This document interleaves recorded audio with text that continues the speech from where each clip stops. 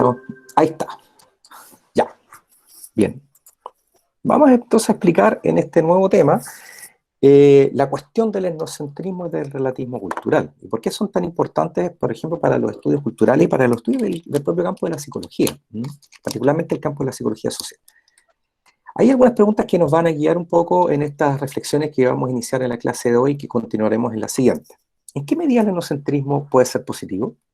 ¿Es posible encontrar alguna cosa positiva del etnocentrismo? Primero, cómo lo entendemos habitualmente nosotros y cómo lo entiende y lo ha investigado la antropología, por ejemplo.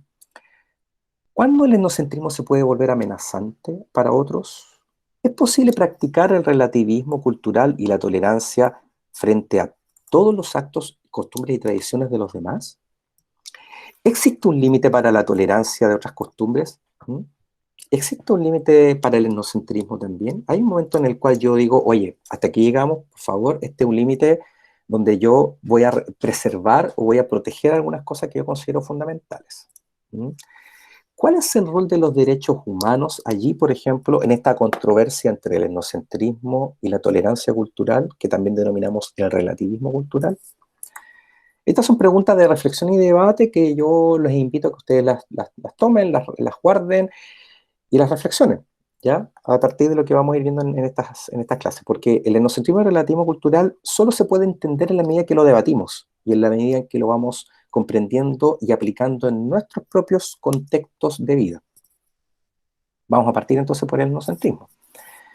Vamos a ver primero las definiciones. Cuando nosotros buscamos definiciones de etnocentrismo, ustedes pueden buscar y googlear, hay algunas muy livianas y muy básicas, como por ejemplo decir que básicamente etnocentrismo es mirar en menos otras culturas o creer que tu cultura es digamos, la superior. Kotak nos da una definición que es bastante simple, que no nos ayuda mucho tampoco. Nos dice que el etnocentrismo es una postura o conducta. Cuando decimos que es una postura o conducta, significa que la podemos observar. Eso es lo interesante. No es solamente un pensamiento ni una ideología, ¿ya? Es también una forma en la cual se manifiestan, por ejemplo, opiniones, actitudes, comportamientos. Y esta postura o conducta humana surge cuando la gente considera que sus creencias culturales, ¿ya?, son más veraces, más adecuadas o más morales, ¿cierto?, respecto a las de otros grupos, ¿ya? En esto, por ejemplo, Kotak lo menciona en la página 41. Ahí, por ejemplo, tenemos una representación gráfica de humor etnocentrista, ¿cierto?, que nos muestra esta paradoja del etnocentrismo. Lo que ocurrió, de hecho, el proceso de colonización y de expansión del modelo occidental y europeo llevó consigo también la expansión del cristianismo como fe. Y ahí hay una cuestión etnocéntrica, ¿cierto? Cuando los misioneros, ¿cierto?, los europeos, consideraban que su sistema de fe era superior a las otras y por lo tanto no solamente lo imponían, sino que lo promovían como un mejor sistema de valores y de creencias que el que usaban los nativos o la gente de estas culturas, ¿sí? Vamos a buscar entonces otras definiciones un poquito más complejas también que vienen de la antropología, a ver si nos ayudan un poco a resolver este enigma. El etnocentrismo nos dice esta definición de Charma, que es un fenómeno social. Entonces lo destacamos y lo marcamos ahí. El etnocentrismo es un fenómeno social, ¿sí? Entonces cuando decimos que es un fenómeno social, decimos también que es un fenómeno, es un elemento que puede ser observado, que puede ser descrito, comparado. Este fenómeno puede manifestarse en cualquier conjunto de individuos e implica una distinción, es decir, una diferenciación entre la pertenencia o no a un grupo. Entonces el etnocentrismo sirve para marcar diferencias entre quiénes soy yo y los míos respecto a quiénes son los otros. Y aquí es donde aparece un elemento interesante, ¿ya? Que también existe en este proceso una consideración como superior o de superioridad de la forma de vida propia y de mi grupo respecto a la de otro grupo, los otros. Uno, en este proceso comparativo, uno siempre se pone en un peldaño un poquito más arriba, un poquito más, a veces mucho más. Aquí tenemos otra definición que nos aporta otro elemento, es una actitud, es decir, es un comportamiento. de un grupo de personas, un grupo cultural que consiste en considerar que se tiene un puesto central respecto a otros grupos. Aquí aparece otro elemento, porque etnocentrismo es una palabra compuesta, ¿cierto? Aquí tenemos un elemento y aquí tenemos el otro elemento, ¿sí? ¿Cierto? Entonces aquí esta segunda definición nos aporta un elemento importante. El etnocentrismo tiene que ver también con situarnos en un contexto en el cual nosotros estamos en el centro. Y desde ahí observamos todo lo que pasa a nuestro alrededor. Nosotros somos el centro de observación. Por eso se denomina etnocentrismo, ¿cierto? Mi etnos, cuando hablamos de etnos no estamos hablando necesariamente de etnias, de culturas aborígenes, de nativos, no. No, hablamos del etnos como básicamente tu identidad. Eso es el etnos, ¿ya? Tiene que ver con tu grupo, ¿ya? De referencia. Entonces, etnocentrismo significa entonces que mi grupo de referencia está en el centro de mi punto de referencia para observar todo lo que me rodea, ¿ya? Pero en este proceso de pararme en el centro y observar todo lo demás, evidentemente que yo me valoro y me autovaloro culturalmente y socialmente mejor. ¿Mm?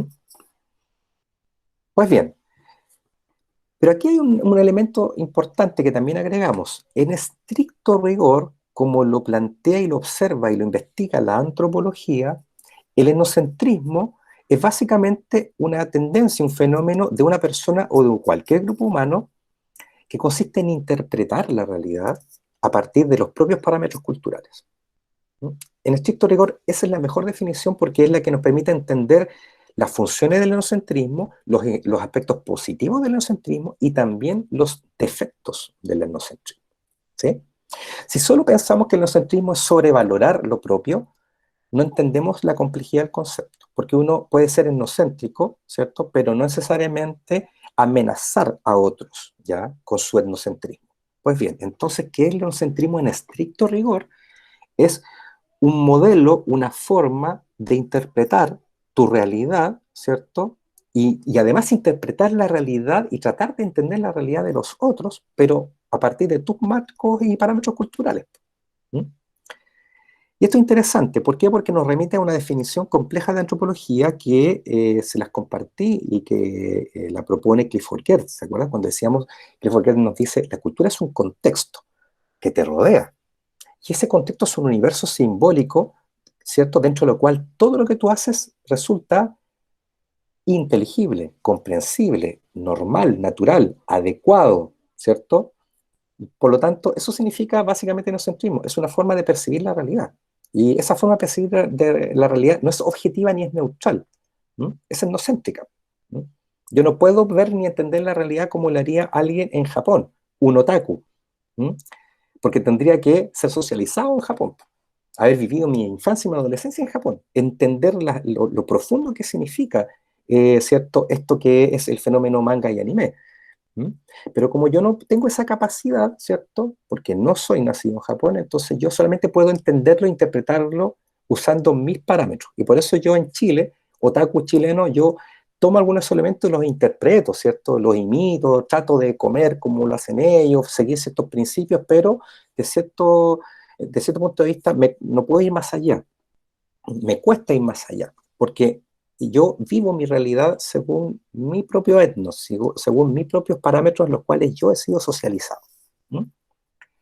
¿Por qué es interesante esta definición? Porque vamos a explicar primero las funciones que tiene el etnocentrismo como fenómeno social en lo que es la construcción de las culturas. ¿Mm? Porque cuando hablamos de las culturas, de la diversidad cultural y de la tolerancia y respeto a la gente que tiene otras tradiciones culturales, debemos entender entonces primero que para entender el fenómeno cultural, hay que entender que el etnocentrismo cumple una tarea importante.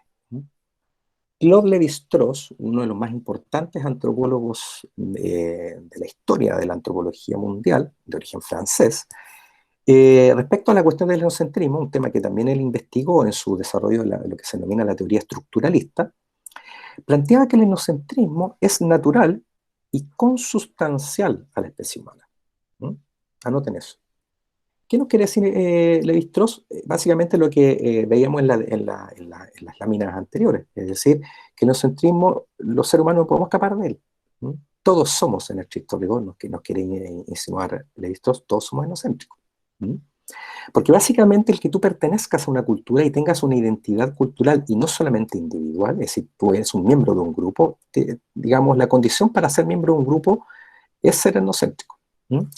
Porque básicamente lo que nos dice este antropólogo es que el etnocentrismo es el deseo de cada cultura de resistirse a las culturas que le rodean.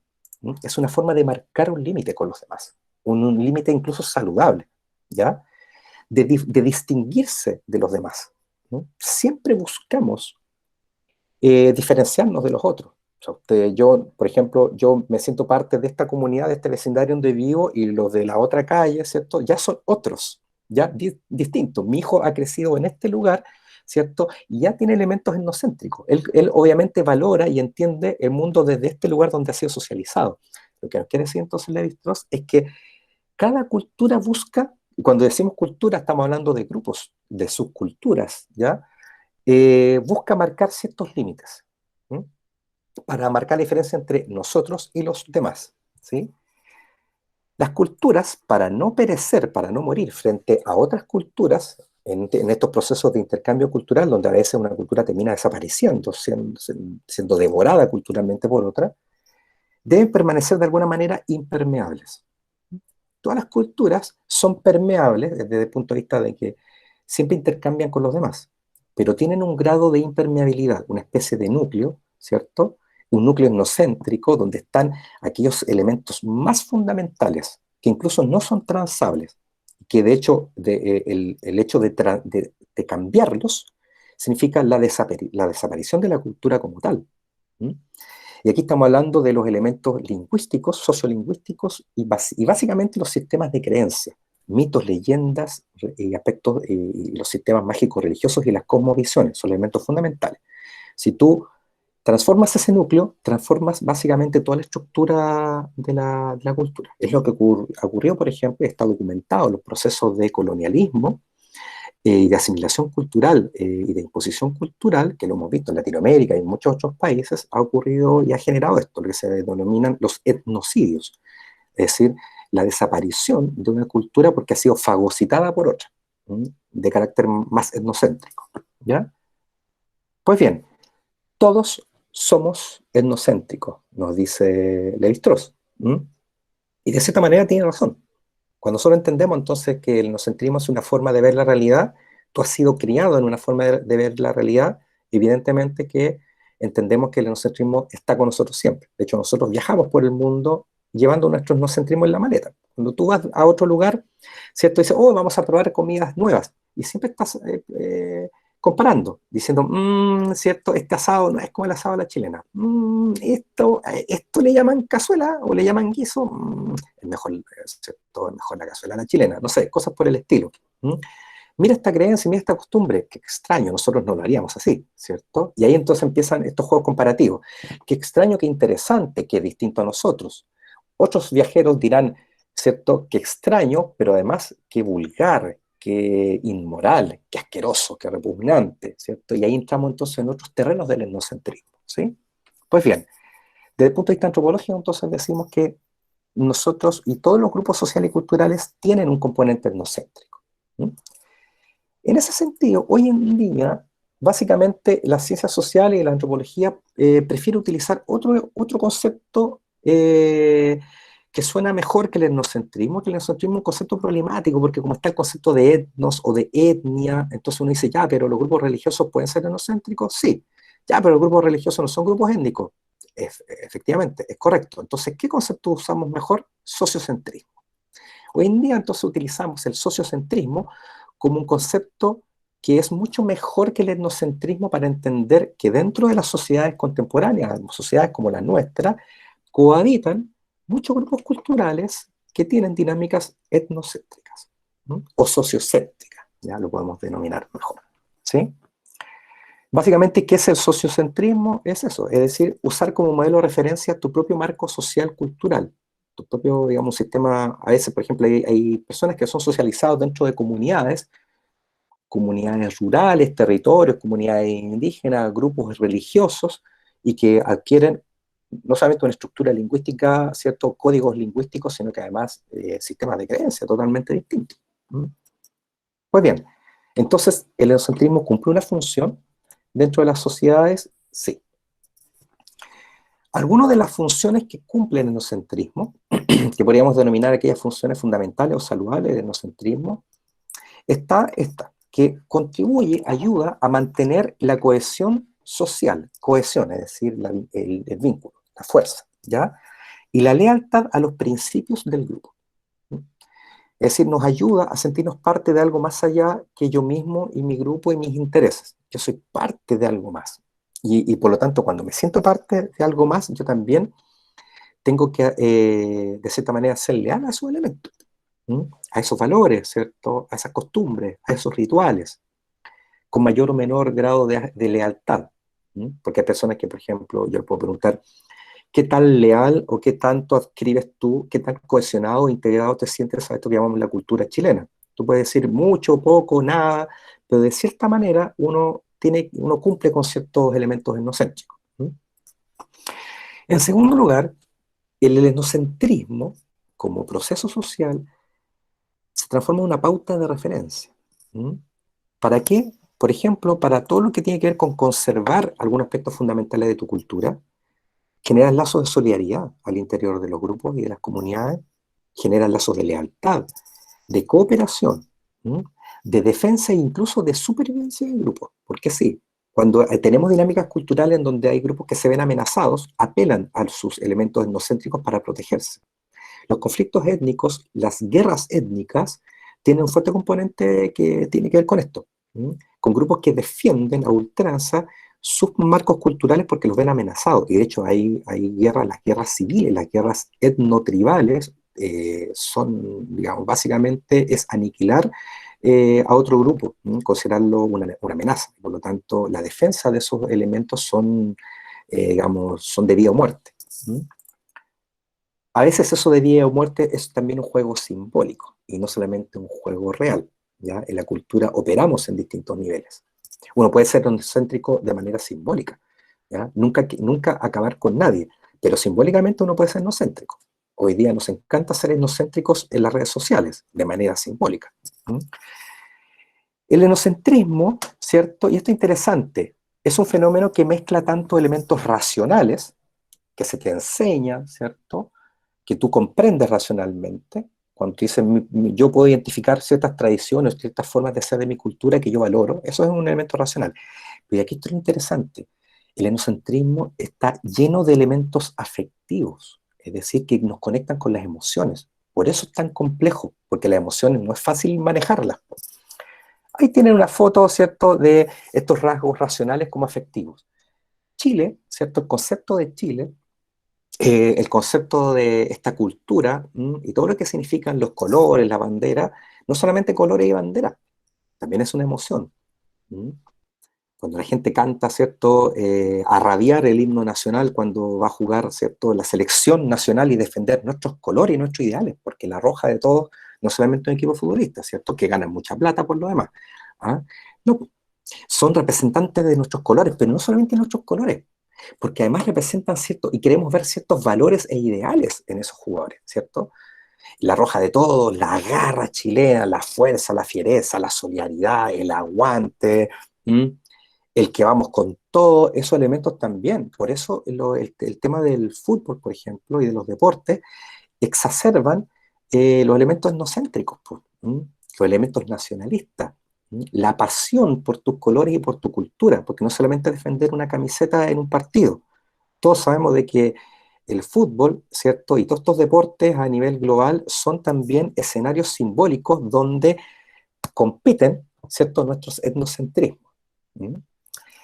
Y ahí está el tema. Cuando el etnocentrismo es mal llevado, por ejemplo, en el espectáculo de fútbol, entramos en el fenómeno de las barras bravas o de los ataques, ¿cierto? O de eso que también nos avergüenza muchas veces cuando juega nuestra selección y la gente profiere insultos racistas y xenófobos y fuertemente etnocéntricos contra la gente de otros países, ¿cierto? Que viene a jugar con nosotros.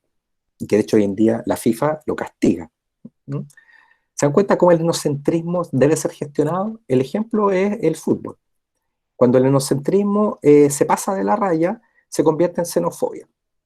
Y entonces cae mal. Y se convierte también incluso en ataques, en conductas discriminatorias. No solamente ya en insultos, sino que en agresiones a jugadores, a personas, a gente de otros países. ¿Ya? Por eso decimos que el etnocentrismo es bueno o malo dependiendo cómo se gestiona. ¿Mm? Todo lo relativo a la propia etnia, ¿cierto? Que decimos que es un concepto un poco más complicado, pero básicamente hoy día hablamos de toda identificación a un grupo, ¿cierto? A un grupo psicosocial. ¿Mm? Y existen, por lo tanto, distintos tamaños y distintos tipos de grupos psicosociales. ¿Cuáles son los grupos de identificación psicosocial más estudiados desde el punto de vista del etnocentrismo y, por lo tanto, de las prácticas de discriminación, xenofobia, racismo? Pues bien, los grupos etnonacionales o las naciones son grupos de identificación psicosocial. ¿Mm? Pertenecer a una nacionalidad, por ejemplo, ser chileno. ¿Ya? Hay un elemento donde se estudia y se observan las dinámicas etnocéntricas. En los conceptos de raza, ¿no? Porque la gente también apela muchas veces a la raza como un elemento etnocéntrico. ¿No? Es un tema de largo debate, ¿cierto? Este tema de las razas superiores, razas inferiores, ¿cierto? El temor al mestizaje como una amenaza a la pureza de la raza. La raza es un elemento que se utiliza mucho cuando en las dinámicas etnocéntricas.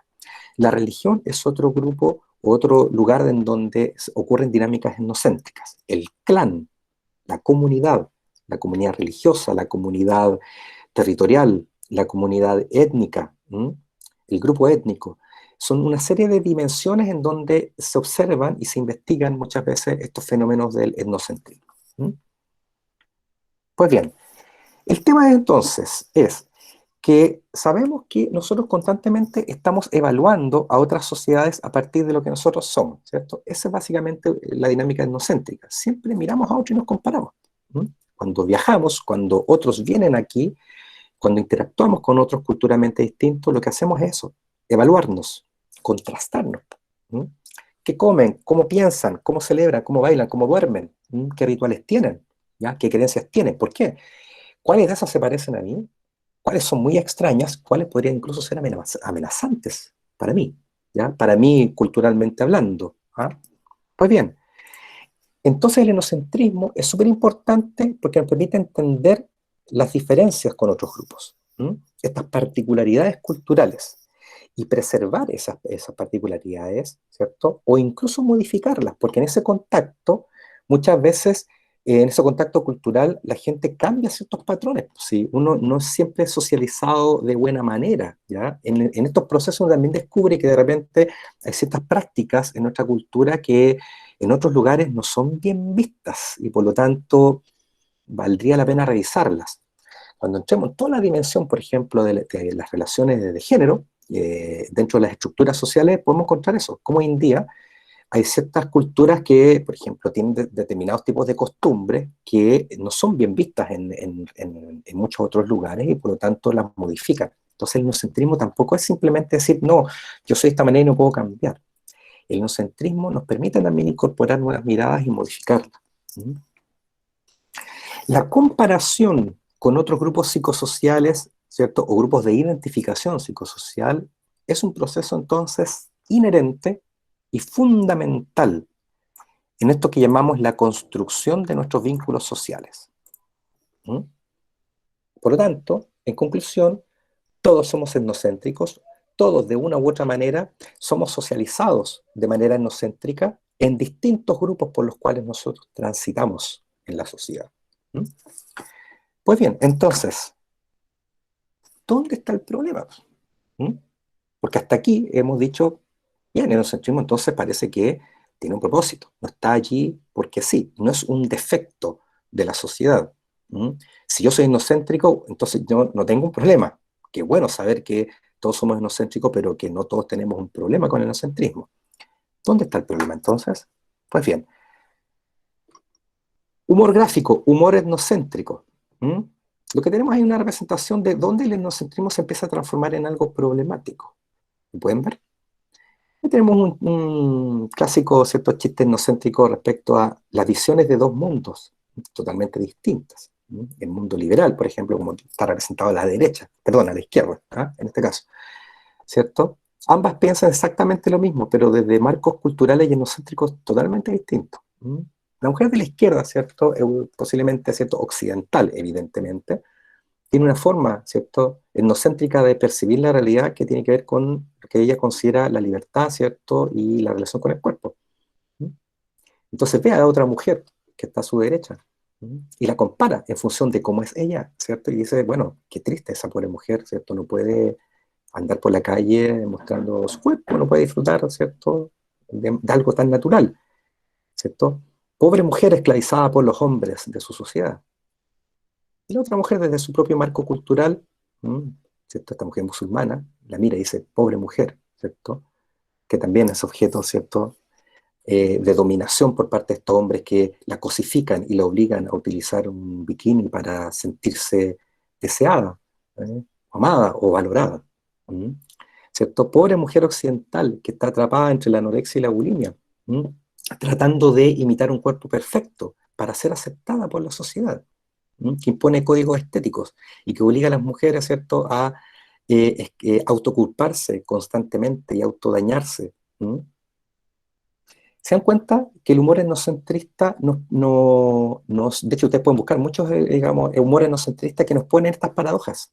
Nosotros somos súper buenos mirando, ¿cierto?, las diferencias al otro lado, pero nos cuesta mirar, ¿cierto?, nuestros propios elementos porque como somos etnocéntricos no tenemos esa posibilidad porque naturalizamos nuestra forma de vida, no nos damos cuenta. Entonces nosotros decimos, mira, cómo vive esa gente.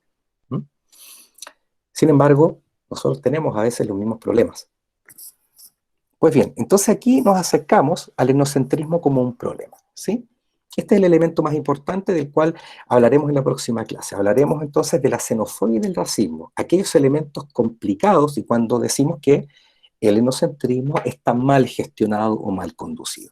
Desde ya entonces les invito a que ustedes vayan buscando definiciones de xenofobia y de racismo, algunos ejemplos, porque los vamos a conversar y compartir en la siguiente clase de nuestro curso.